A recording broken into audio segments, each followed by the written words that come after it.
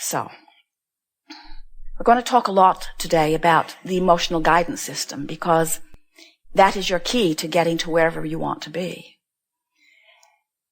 If you make a decision that wherever you are, it is your dominant intent to find a feeling that feels even a little bit better. Today, no matter where I'm going, no matter what I'm doing, no matter who I'm doing it with, it is my dominant intent to look for that which I'm wanting to see. If you make a decision that you want to find the best feeling thought that you have access to, now those are key words, not the best feeling thought that has ever been thought by anybody, not the best feeling thought that you have ever thought, but the best feeling thought that you have access to right now. So think about it. Let's say that something has happened. Maybe it's unusual, but it happened and you're aware of it and you are feeling this strong grief or despair. You're feeling this suffocating feeling. You almost can't catch your breath. It even makes you feel claustrophobic. And someone says, boy, you're really in a funk. You need to get over it. And you want to say, I would just rather kill you. Because just because they're in this bright, happy place does not mean that you can automatically jump there. Those kinds of quantum leaps from time to time happen if the desire is powerful enough, but we do not recommend them because when you make that kind of a jump, it is upsetting to your experience and it usually is not long lasting. So what we are encouraging you to do instead is to reach for the best feeling thought that you have access to. So think about it. Now think about what that depression might feel like or has felt like. And then think about a thought. And by the way, these thoughts come to you as a sort of self-surviving mechanism. Sometimes your inner being even offers them to you. A thought of anger. So you go home and you say, Abraham is teaching us how to get mad. And we say, if you are in this place where you are feeling strong depression, we may very well encourage you to thoughts of anger because you have access to thoughts of anger from your place of depression while you do not necessarily, in fact, not usually, in fact, not often, in fact, hardly ever have access to thoughts of joy from your place of depression. You could change the subject and go there sometimes. But if there is something that's been happening in your experience that is very activated in your vibration, it is much easier for you to bridge your emotions and make your jumps gradually than it is to try to jump all at once. And so if from your place of depression you reach for the best thought that you can find, it might be a thought of anger. And as you beat the drum of that anger for a while, even though you're certainly not where you ultimately want to be, you do feel relief from the depression, and only you know that you are feeling it. Very often those around you are not all that happy that you've moved from depression to anger, because you were easier to deal with in depression. At least you stayed in your room and out of their way.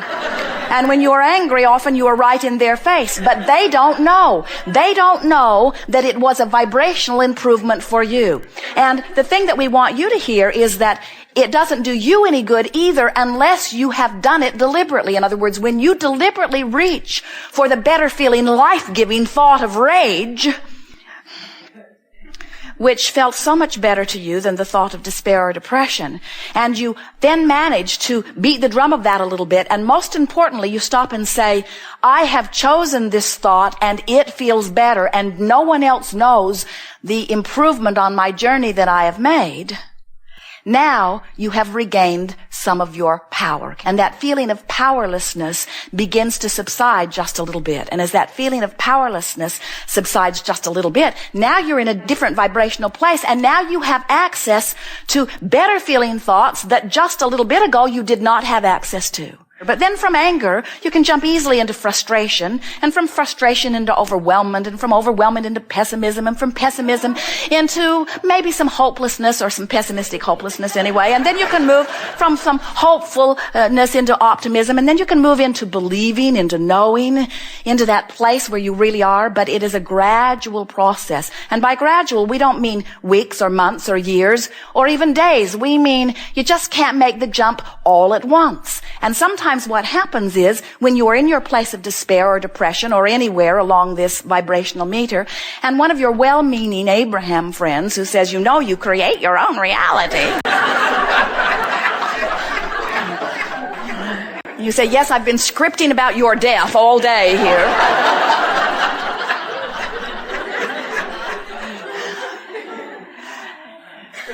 That friend, no matter where they are, does not know what your vibrational content is. You are the only one that knows that you've made improvement. As Jerry and Esther go across the desert, quite often they go from Phoenix to San Diego, and about halfway between Phoenix and San Diego is Yuma, Arizona. And when Jerry and Esther would discover that they are in Yuma, they do not just pull off the side of the road and cry because they are not in San Diego. In other words, they understand. They don't get so upset that they're not where they want to be that they get disoriented and just turn around and go back to Phoenix. Because that journey is quantifiable. In other words, it's easy to understand the distance between Phoenix and San Diego. And so it's easy to understand. Let's see. If my destination is San Diego and I'm facing in the direction of San Diego and I keep going, it is reasonable to expect that I would get there. And the same thing is true of everything that you want, no matter what it is, whether it is a lover, whether it's an improved relationship, whether it is more money, whether it is a different body condition. It does not matter where you are. The distance from where you are to where you want to be is quantifiable once you understand when you're facing the right direction. When you understand that this thought does feel better than whatever thought and feeling that you had before, now you have gained control, and now you can tell which direction you're going. Depending on different subjects, you might have different emotional set points. Relative to finances, you might feel very comfortable. Relative to your body, you might be in despair. Relative to your relationship, you might be feeling better. In other words, different subjects activate within you different vibrational ranges. But the whole, the sort of sum total, the sort of averaging out of what your vibration is, which is really the sum total, the averaging out of the thoughts that you're thinking during a day, let's say, that equals your point of attraction. And your point of attraction is what is manifesting in your experience. And so we want you to become very aware of the way you feel, but we don't want the way you feel to frighten you, because we want you to understand that just like going from Phoenix to San Diego, that once you are aware of what an improved feeling feels like, and once you are factoring out what everybody else thinks about it, then your guidance system will work for you. Sometimes we see you in depression, and that self-survival instinct of anger will come over you, and you will feel so much better, and then you'll meet a friend or a therapist or a counselor or a mate or some well-meaning person who says, you know, that anger is not good for you. You should do something about that anger.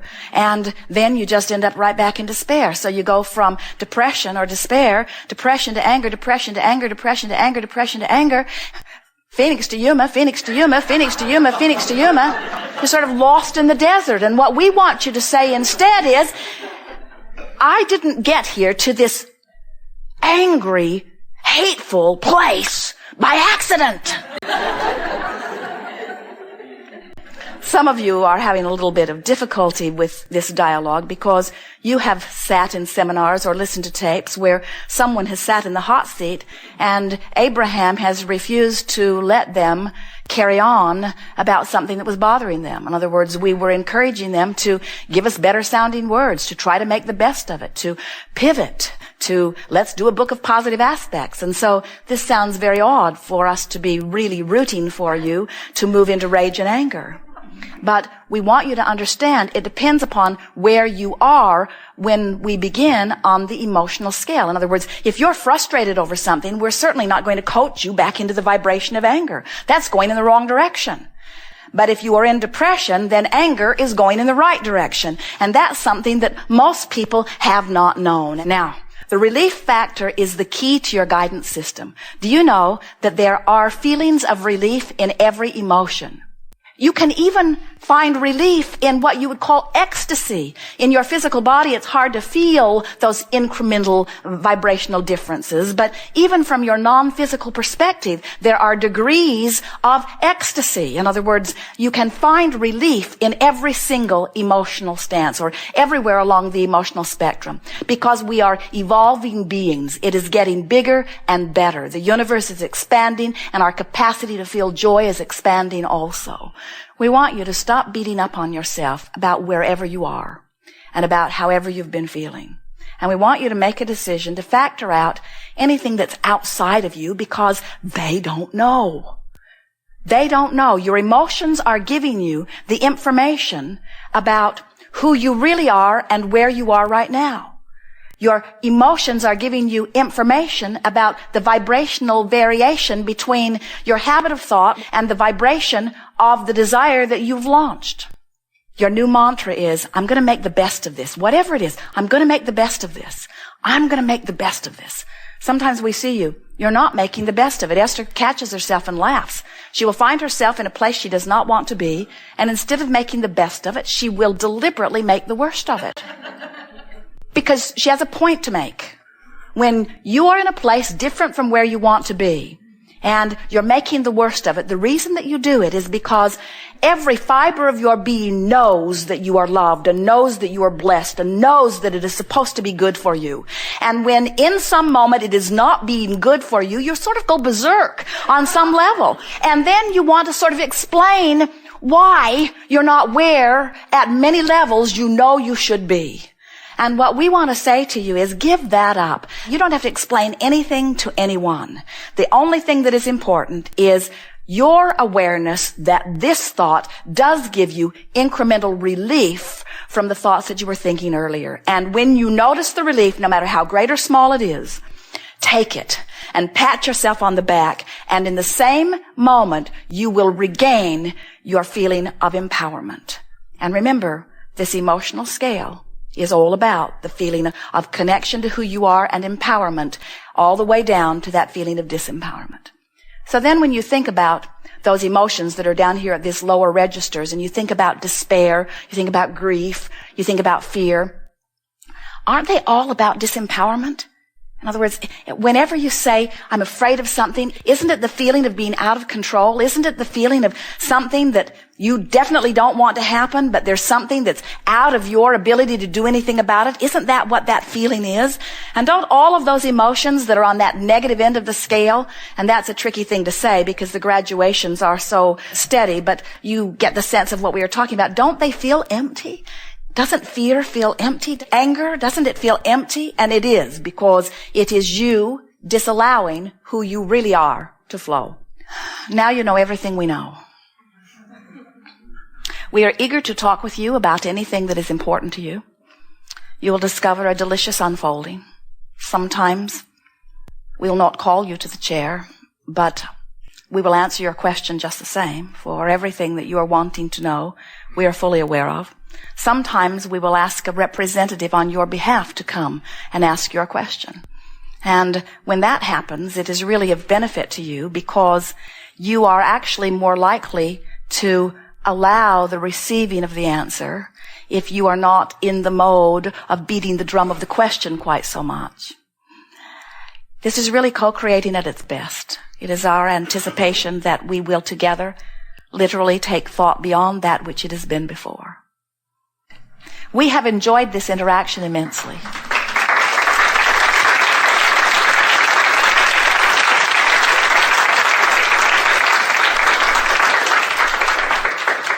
It is wonderful to come together with those like you who are coming more and more in every day to understand the perfection that is you. You will never get it done, and you cannot get it wrong, but it is supposed to be fun. It is supposed to feel good. You are supposed to feel good. You are blessed, loved beings, and you are supposed to thrive. So get on with it. There is great love here for you. We are complete.